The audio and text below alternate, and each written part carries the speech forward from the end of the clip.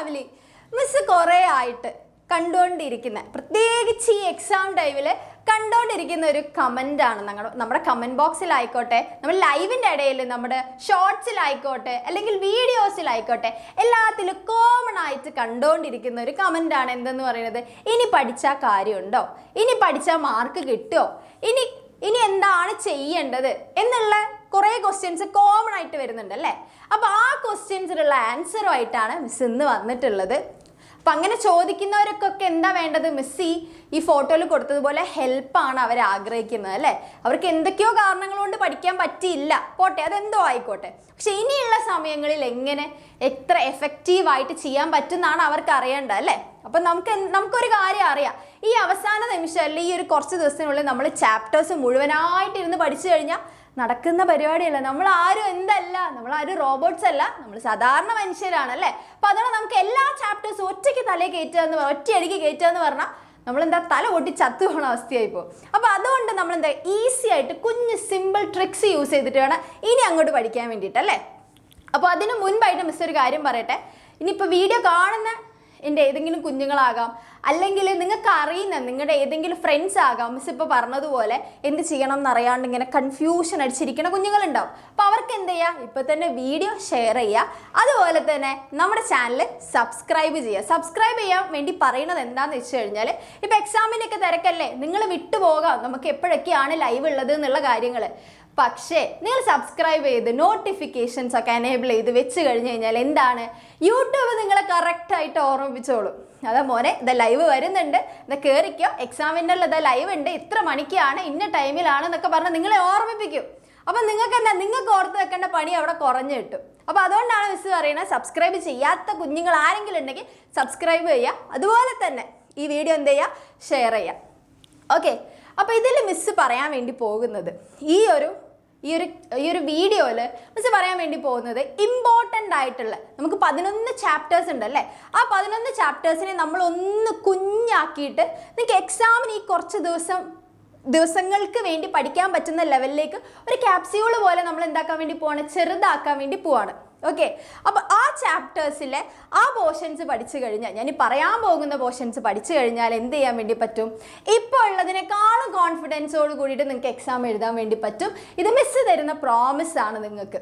Okay, അപ്പോൾ നിങ്ങൾ എന്ത് ചെയ്യണം, ഇപ്പോൾ ആ ചോദ്യം ചോദിച്ച കുറേ കുഞ്ഞുങ്ങളുണ്ടാവും, ഒന്നെങ്കിൽ കമൻറ്റ് ബോക്സിലും അതുപോലെ തന്നെ മനസ്സിലും ചോദിച്ചവരുണ്ടാവും, പുറത്ത് പറയാതെ മനസ്സിൽ ചോദിച്ചവരുണ്ടാവും. അപ്പോൾ അവരൊക്കെ എന്ത് ചെയ്യുക, എന്നോടൊപ്പം ഈ വീഡിയോയിൽ കംപ്ലീറ്റ് ആയിട്ട് കാണുക, അതുപോലെ തന്നെ ഞാൻ പറയുന്ന ടോപ്പിക്സ് സ്കിപ്പ് ചെയ്യാതെ നോട്ട് ചെയ്ത് വെച്ച് പഠിക്കുകയും കൂടെ വേണം. മിസ്സിന് നിങ്ങളെ ഹെൽപ്പ് ചെയ്യാൻ പറ്റും ഏതൊക്കെ പോർഷൻസ് ആണെന്ന് പറഞ്ഞു തന്നിട്ട്, പക്ഷെ അത് പഠിക്കുക എന്നുള്ളത് എന്താണ്, നിങ്ങളുടെ ഉത്തരവാദിത്തമാണ്. ഇനി നിങ്ങൾക്ക് കുറച്ചുകൂടെ ഈസി ആക്കാൻ വേണ്ടി മിസ് എന്ത് ചെയ്തിട്ടുണ്ട്, നോട്ട്സ് നിങ്ങൾക്ക് വേണ്ടിയിട്ട് കുഞ്ഞു നോട്ട്സ് ആക്കിയിട്ട് മിസ് ഇവിടെ തന്നിട്ടുമുണ്ട്.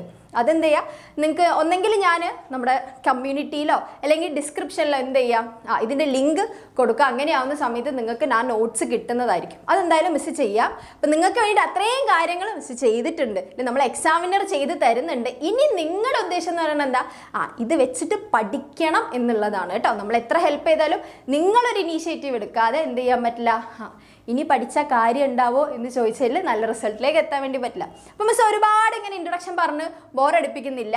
അല്ലെങ്കിൽ നമുക്ക് എന്ത് ചെയ്യാം, നമ്മുടെ പോർഷൻസിലേക്ക് ഇനി ഏതൊക്കെ പോർഷൻസ് ആണ്, അല്ലെങ്കിൽ ഇമ്പോർട്ടൻ്റ് ആയിട്ടുള്ള ടോപ്പിക്സ് കവർ ചെയ്യേണ്ട, എക്സാം ഹാളിൽ കയറുന്നതിന് മുൻപ് കവർ ചെയ്യേണ്ട ഇമ്പോർട്ടൻറ്റ് ടോപ്പിക്സ് ആണ് പറയാൻ വേണ്ടി പോകുന്നത്. ഒരു പെന്നോ ബുക്കോ ഒക്കെ എടുത്ത് വെച്ച് എഴുതുകയാണെങ്കിൽ ഓക്കെ, അത്രയും നല്ലതായിരിക്കും. ഓക്കെ, ഇനി ആദ്യം പറയാൻ പോകുന്ന കുറച്ച് ടോപ്പിക്സ് എന്ത് ചെയ്യണം, നിങ്ങൾ കമ്പൽസറി ആയിട്ട് പഠിച്ചേ പറ്റൂ, ഒരു വിട്ടുവീഴ്ചയില്ല, അതെന്തായാലും മൊത്തം പഠിച്ചേ പറ്റൂ എന്ന് പറഞ്ഞാൽ കോൺസെപ്റ്റ് സാധാരണ പറയും കോൺസെപ്റ്റ് പഠിച്ചാൽ മതി മിസ് എന്ന്. പക്ഷെ അങ്ങനെയല്ല, കോൺസെപ്റ്റും പഠിക്കണം, അതുപോലെ തന്നെ ഇലാബറേറ്റ് ചെയ്ത് എഴുതാൻ നിങ്ങൾക്ക് പറ്റുന്ന രീതിയിൽ നിങ്ങൾ പഠിക്കണം. വെറുതെ പോയിന്റ്സ് മാത്രം പഠിക്കാതെ അതൊന്ന് ഇലാബറേറ്റ് ചെയ്യാൻ പറ്റുന്ന രീതിയിലും കൂടെ നിങ്ങൾ പഠിച്ചു വെക്കണം. ഓക്കെ, അപ്പോൾ അതിൻ്റെ നോട്ട്സാണ് മിസ് ഏറ്റവും ലാസ്റ്റ് തന്നിട്ടുള്ളത്. ഓക്കെ, അങ്ങനെയാകുന്ന സമയത്ത് കുറച്ചുകൂടെ നിങ്ങൾക്ക് എന്താ ഈസി ആയിട്ട് ഇലാബറേറ്റ് ചെയ്യാൻ വേണ്ടിയിട്ടാണ് അതിൻ്റെ നോട്ട്സ് ലാസ്റ്റ് ഞാൻ അറ്റാച്ച് ചെയ്തിട്ടുണ്ട് കേട്ടോ. ഓക്കെ, അപ്പോൾ ഏതൊക്കെയാണ് ആ ടോപ്പിക്സ് നമുക്ക് എന്ത് ചെയ്യാം നോക്കാം. ഓക്കെ, എൻ്റെ കൂടെ നിങ്ങളും പഠിക്കണം കേട്ടോ, കൂടെ വരണം, വെറുതെ ലൈവ് കണ്ടു പോകുന്ന പോലെ ആകരുത്. ഓക്കെ, അപ്പോൾ എന്ത് ചെയ്യാം, നമ്മുടെ ആദ്യത്തേതെന്ന് പറയുന്നത് ഓക്കെ.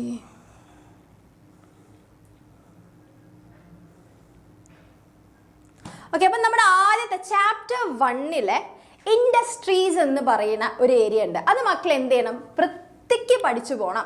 എന്താണ് ഇൻഡസ്ട്രി, അതിൻ്റെ ടൈപ്പ്, അതുപോലെ തന്നെ ഒരു ചാർട്ട് പോലെ വരുന്നില്ലേ, അതിൽ കൊമേഴ്സിൻ്റെ ഭാഗം നിങ്ങൾ ഒഴിവാക്കിയിട്ട് ഇൻഡസ്ട്രീൻ്റെ ഭാഗം എങ്ങനെയാണ് ചാർട്ട് പോലെ എന്നുള്ളത് നിങ്ങൾ എന്ത് ചെയ്യുക? മനസ്സിൽ ഓർത്ത് വെക്കണം. ഓക്കെ, എന്നിട്ട് അത് പഠിക്കണം കേട്ടോ, കമ്പൽസറി ആയിട്ട് പഠിക്കണേ. ഓക്കെ, പിന്നെ അതുപോലെ തന്നെ കൊമേഴ്സിനെ കുറിച്ച് പഠിക്കുക. അതിൽ ഇൻഡസ്ട്രി ഉണ്ട്, കൊമേഴ്സും ഉണ്ട് അല്ലേ, ബിസിനസ്സിനെ രണ്ടായിട്ട് ഡിവൈഡ് ചെയ്തിട്ടുണ്ട്. അതിൽ കൊമേഴ്സിനെ കുറിച്ചും പഠിക്കുക. കൊമേഴ്സിൻ്റെ ഫങ്ഷൻസ് എന്ന് പറയുമ്പോൾ എൻ്റെ മക്കൾ ആരും പേടിക്കണം. എന്താ ഫങ്ഷൻ? കൊമേഴ്സിൻ്റെ ഫങ്ഷൻസോ? അങ്ങനെ ഒരു സാധനം ഇല്ലല്ലോ. അത് വേറെ ഒന്നല്ല. കൊമേഴ്സ് എന്ന് പറയുന്നത് എന്താ? ഗുഡ്സ് പ്രൊഡ്യൂസ് ചെയ്യുന്ന സമയത്തല്ലേ, പ്രൊഡ്യൂസ് ചെയ്തിട്ട് സെല് ചെയ്യുന്ന സമയത്ത് വരുന്നതിൻ്റെ സം ടോട്ടൽ ഓഫ് ആക്ടിവിറ്റീസ് ആണ്. അപ്പോൾ ആ സമയത്ത് എന്തുണ്ട്? കുറേ തടസ്സങ്ങൾ വരാൻ, ഹിൻഡ്രൻസ് ഉണ്ട് അല്ലേ. അപ്പോൾ അതിൽ removal of hindrance of time, place, insurance, ഇതൊക്കെയാണ് എന്ത്? ഫങ്ഷൻസ് ഓഫ് കൊമേഴ്സ് എന്ന് പറയുന്നത്. അതും വൃത്തിയായിട്ട് പഠിച്ചു പോകണം. ഓക്കെ, ഡീലല്ലേ?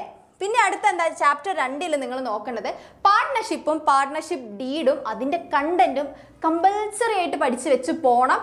അതെന്താണ്? അത് ചോദിക്കാറുള്ളതാണ്. അതുകൊണ്ടാണ് അതെന്തൊക്കെയാണ് അതിൻ്റെ കണ്ടന്റ് എന്നുള്ളത് കറക്റ്റായിട്ട് പഠിച്ചു പോകണം കേട്ടോ. പിന്നെ അതുപോലെ ജോയിൻറ്റ് സ്റ്റോക്ക് കമ്പനീനെ കുറിച്ച് നിങ്ങൾ എന്ത് ചെയ്യണം? രണ്ടാമത്തെ ചാപ്റ്ററിലുള്ളതാണ് ജോയിൻറ്റ് സ്റ്റോക്ക് കമ്പനീനെ കുറിച്ചും അതിൻ്റെ ഫീച്ചേഴ്സ്. പറ്റുകയാണെങ്കിൽ അതിൻ്റെ മെറിറ്റ്സും ഡിമെറിറ്റ്സും കൂടെ പഠിച്ചിട്ട് കമ്പൽസറി ആയിട്ട് പോവുക. അതുപോലെ തന്നെ സോൾ പ്രൊപ്പറേറ്റർഷിപ്പ് വേണമെങ്കിൽ നോക്കി വെക്കുക കേട്ടോ. പക്ഷെ പാർട്ട്ണർഷിപ്പ് വിട്ടു പോകരുത്, എന്തായാലും പഠിക്കുക. പിന്നെ ഉള്ളത് എന്താണ്? Chapter 4 banking. ബാങ്കിങ് എന്താ? ഒരു ബിസിനസ് സർവീസ് ആണ്. അതിലെ ബാങ്കിങ്, കൊമേഴ്ഷ്യൽ ബാങ്കും അതിൻ്റെ ഫങ്ഷൻസും കമ്പൽസറി ആയിട്ട് നോക്കണം. അത് പഠിച്ചേ പറ്റൂ, ഒരു വഴിയില്ല, എന്തായാലും പഠിക്കണം. ഫങ്ഷൻസ് എന്തൊക്കെയാണെന്നുള്ളത് പഠിക്കണം. പിന്നെ നിങ്ങൾ RBI ഒന്ന് നോക്കി വെച്ചോ കേട്ടോ. ഇതുവരെ കൊമേഴ്ഷ്യൽ ബാങ്ക് ആണ് നോക്കിക്കൊണ്ടിരുന്നത്, പക്ഷെ RBI ചോദിക്കാനും ചാൻസ് ഉണ്ട്. മേ ബി ഈ വർഷം RBI ചോദിച്ചു കൂടായിക ഇല്ല എന്ന് പറയാൻ പറ്റില്ല. ഓക്കെ, പിന്നെ അതുപോലെ ഇൻഷുറൻസും പ്രിൻസിപ്പിളും. ഇതെന്താ? ഇത് ഭയങ്കര ഇമ്പോർട്ടൻ്റ് ആണ്. ഇത് ആകെ ഒരു വർഷം ചോദിക്കാതിരുന്നിട്ടുള്ളൂ. ബാക്കി എല്ലാ വർഷങ്ങളിലും എന്ത് ചെയ്തിട്ടുണ്ട്? പ്രിൻസിപ്പിൾ ഓഫ് ഇൻഷുറൻസ് ഏതൊക്കെയാണ് എക്സ്പ്ലെയിൻ ചെയ്യൂ എന്ന് പറഞ്ഞിട്ട് ചോദിച്ചുകൊണ്ടിരിക്കുന്നുണ്ട്. അതെന്താണ്? കമ്പൽസറി ആണ് കേട്ടോ, കൂടുതൽ ഇമ്പോർട്ടൻ്റ് ആണ്. ഓക്കെ, അപ്പം പിന്നെ ചാപ്റ്റർ 10 നമുക്കറിയാം എന്താണ്? ഇൻറ്റേർണൽ ട്രേഡ് ആണ് വരുന്നത്. അതിൽ നിങ്ങൾ എന്താ? ഫിക്സഡ് ഷോപ്പ് ലാർജ് റീറ്റെയിലേഴ്സിൻ്റെ നോക്കണം. അതായത് fixed shop large scale retailers ഉണ്ടല്ലോ, അതിൽ മെയിനായിട്ട് സൂപ്പർ മാർക്കറ്റ് ആണ് കേട്ടോ. മെയിനായിട്ട് സൂപ്പർ മാർക്കറ്റ് ആണ് വരുന്നത്. സൂപ്പർ മാർക്കറ്റ് അതിൻ്റെ ഫീച്ചേഴ്സ് നോക്കണം, എന്തായാലും നോക്കിയേ പറ്റൂ കേട്ടോ, വിട്ടു പോവരുത്. പിന്നെയാണ് ഇത്രയാണ് നിങ്ങൾ എന്ത് കമ്പൽസറി ആയിട്ട് പഠിച്ചു പോകേണ്ട ചാപ്റ്റേഴ്സ്. അതായത് അതിൻ്റെ വെറുതെ വള്ളി പുള്ളി വിടാതെ പഠിക്കണം എന്നാണ് മിസ് ഉദ്ദേശിക്കുന്നത്. ഈ പറഞ്ഞ കാര്യങ്ങൾ വള്ളി പുള്ളി വിടാതെ പഠിച്ചേ പറ്റൂ, അത് നമുക്ക് ഒഴിവാക്കാൻ പറ്റില്ല. അതുകൊണ്ടാണ് പറയുന്നത്. ഇത്രയും സ്ട്രെസ് ചെയ്ത് പറയണമെന്നുണ്ടെങ്കിൽ, ഇത്രയും തവണ റിപ്പീറ്റ് ചെയ്ത് പറയണമെന്നുണ്ടെങ്കിൽ അതിൻ്റെ ഇമ്പോർട്ടൻസ് നിങ്ങൾക്ക് കുഞ്ഞുങ്ങൾക്ക് മനസ്സിലാകണം. ഓക്കെ, ഇനി പറയാൻ പോകുന്നത് എങ്ങനെയാണെന്ന് വെച്ചാൽ 5 മാർക്കിൻ്റെ ക്വസ്റ്റ്യൻസിന് കൂടുതലും വരാൻ ചാൻസ് ഉള്ളതാണ്. ഓക്കെ, ഇതൊക്കെയാണ് 5 മാർക്കിൻ്റെ ക്വസ്റ്റ്യൻസിന് കഴിഞ്ഞൊരു 10 വർഷത്തെ പ്രീവിയസ് ഇയർ ക്വസ്റ്റ്യൻ പേപ്പേഴ്സ് എടുത്ത് മിസ് നോക്കിയ സമയത്ത് കാണാൻ പറ്റിയിട്ടുള്ളത്. ഓക്കെ, അപ്പോൾ എന്തൊക്കെയാണ്? ഈ ഒരു സാധനം, ഈ ഒരു മനുഷ്യനെ നിങ്ങൾ ആരും വിട്ടുപോകരുത്. MNC അല്ലെങ്കിൽ എന്താ ഗ്ലോബൽ എൻ്റർപ്രൈസസും അതിൻ്റെ ഫീച്ചേഴ്സും എല്ലാ വർഷവും ചോദിച്ചിട്ടുണ്ട്. അപ്പോൾ അതുകൊണ്ട് അത് പഠിച്ചേ പറ്റൂ. അതുപോലെ തന്നെ മെമ്മോറാണ്ടം ഓഫ് അസോസിയേഷൻ അതിൻ്റെ ക്ലോസുകൾ ഏതൊക്കെയാണെന്നുള്ളത് കമ്പൽസറി ആയിട്ട് പഠിക്കണം. ഇതൊക്കെ വൃത്തിക്ക് പഠിച്ചു കഴിഞ്ഞാൽ ഒരു ടേബിളിൽ മാച്ച് ദ ഫോളോയിങ് ചെയ്ത 5 മാർക്ക് ഈസി ആയിട്ട് കിട്ടും. അപ്പോൾ അതെന്താ? വിട്ട് കളയരുത്. പിന്നെ അതുപോലെ തന്നെ ഡിഫറൻസ് ബിറ്റ്വീൻ MOAയും അതുപോലെ തന്നെ ആർട്ടിക്കിൾസ് ഓഫ് അസോസിയേഷനും തമ്മിലുള്ള ഡിഫറൻസ് ഒരു ടേബിൾ പോലെ പഠിച്ചു വെക്കുന്നതാണ് നല്ലത്. ഓക്കെ, ഈ ടേബിളൊക്കെ പഠിച്ച് 5 മാർക്ക് സിമ്പിളായിട്ടങ്ങ് പോരും. പിന്നെ റെസ്പോൺസിബിലിറ്റീസ് ടുവേർഡ്സ് ഡിഫറെൻറ്റ് ഗ്രൂപ്പ്സ്, അത് നമ്മുടെ 6ാമത്തെ ചാപ്റ്റർ ആയിട്ടുള്ള സോഷ്യൽ റെസ്പോൺസിബിലിറ്റിയിൽ ഉള്ളതാണ്. അതിൽ മെയിനായിട്ട് ഇതാണ് ചോദിക്കാറുള്ളത്. അപ്പോൾ അതെന്ത് ചെയ്യുക? ഒന്ന് പഠിച്ചു വെക്കുക. പിന്നെ ആർഗ്യുമെൻറ്റ്സും എഗെയിൻസ്റ്റ് സോഷ്യൽ റെസ്പോൺസിബിലിറ്റി വേണോ വേണ്ടയോ എന്നുള്ളതിൻ്റെ ജസ്റ്റ് ഒന്ന് നോക്കി വെക്കുക. ഇതൊക്കെ ഇപ്പം പറയുന്ന കാര്യങ്ങളൊക്കെ എന്താണ്? ഒരുപാട് ഫോക്കസ് ചെയ്ത് നേരത്തെ പറഞ്ഞ പോലെ വള്ളി പുള്ളി വിടാതെ പഠിക്കണം എന്ന് മിസ് പറയില്ല, പക്ഷെ മറ്റേത് കമ്പൽസറി ആയിട്ട് പഠിക്കണേ. പിന്നെ ഉള്ളത് എന്താണ്? ഫാക്ടേഴ്സ് ബിഫോർ കൺസിഡറിങ് എന്താണ്? സ്റ്റാർട്ടിങ് എ ബിസിനസ് ആണ് കേട്ടോ. അതെന്ത് ചെയ്യണം? നിങ്ങൾ കറക്റ്റായിട്ട് പഠിച്ചു പോകണം കേട്ടോ.